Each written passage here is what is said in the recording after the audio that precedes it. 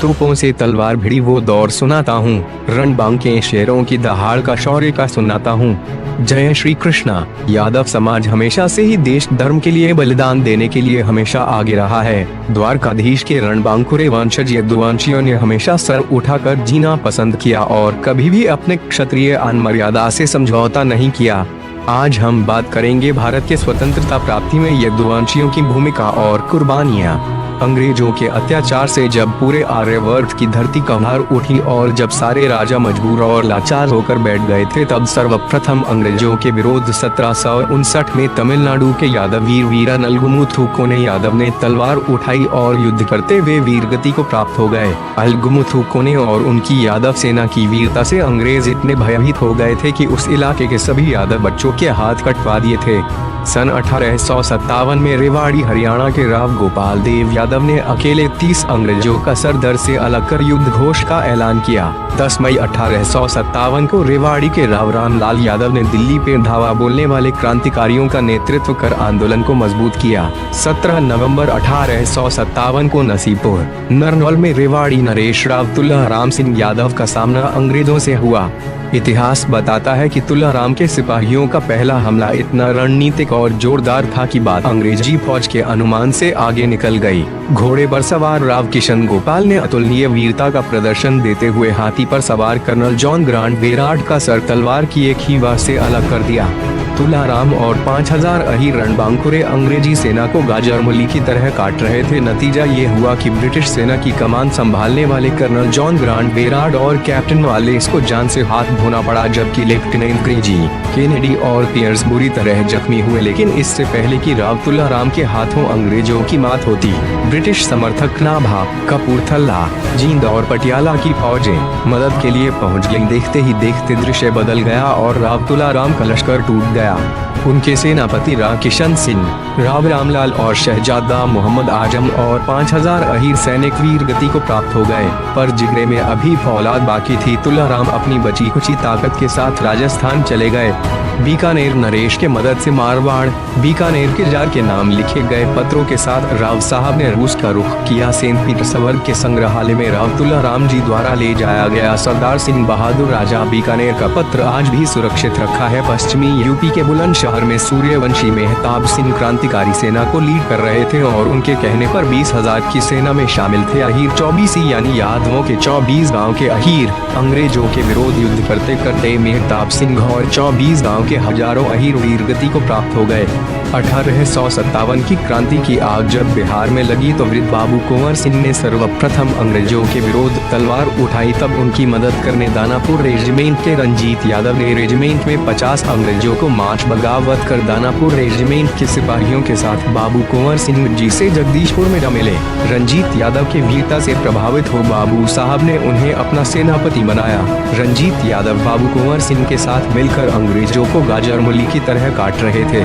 बाबू कुंवर सिंह के मृत्यु के बाद रंजीत यादव को अंग्रेजों ने छल से हरा दिया था और काला पानी की सजा दी और अन्य यादवों को फांसी की सजा हुई। रंजीत यादव के साथ जगन्नाथ यादव भी थे जो बाद में बलिया चले गए, पर वहाँ भी अंग्रेजों से संघर्ष चला। अंत में वे मदद मांगने मॉरिशस चले गए और वहीं बस गए। मॉरिशस के प्रधानमंत्री अनिरुद्ध जगन्नाथ यादव इन्हीं के 5वीं पीढ़ी है। सन 1885 में बंगाल दुर्गापुर के राजा हरिवंश नारायण यदुवंशी ने अंग्रेजों से विद्रोह का बिगुल बजाया। अकेले महाराजा नारायण ने अपने शमशीर से दर्जनों अंग्रेजों के सर काटकर मां कालिका के मंदिर में अर्पित कर दिए थे।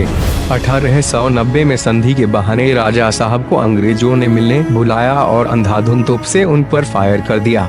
मरने से पहले महाराज ने मां कालिका की जयकार लगाई थी।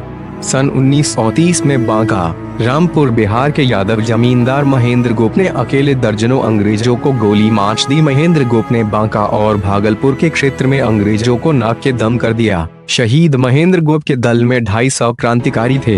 इनके संगठनिक क्षमता व मारक स्वभाव के कारण अंग्रेजी हुकूमत भी कांपते थे। महेंद्र गोप का अंग्रेजों के बीच इतना खौफ था कि इनकी घोड़े की ताप सुनने मात्र से अंग्रेजों की रातों की नींद उड़ जाती थी।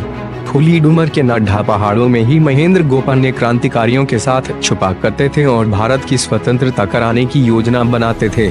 13 सितंबर 1945 को महेंद्र गोप को भागलपुर सेंट्रल जेल में फांसी दे दी गई थी। महेंद्र गोप का जन्म 15 अगस्त 1912 को हुआ था। 15 अगस्त 1947 को देश आजाद हुआ।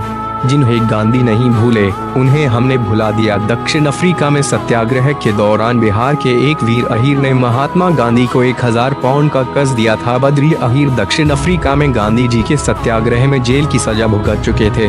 महात्मा गांधी जब 1917 में चंपारण पहुंचे तो बद्री भी उनका साथ देने चले आए।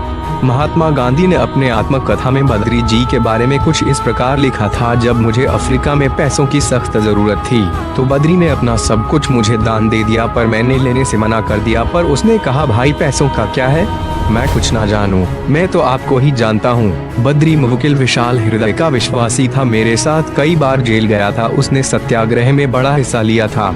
मालवा का शेर कालूराम गवली, महान देशभक्त कालूराम गवली ने अपना पूरा जीवन समर्पित कर दिया था देश को। भारतीय के साथ होते जुल्म गवली को बर्दाश्त नहीं हुआ और वह कूद पड़े जंगी मैदान में नेताजी के साथ शामिल हो गए। बर्मा के युद्ध में जब देश आजाद हुआ तो गवली भी सकुशल भारत लौटे। 1972 में स्वयं प्रधानमंत्री इंदिरा गांधी ने सम्मानित किया था यदुवंशी गवली को।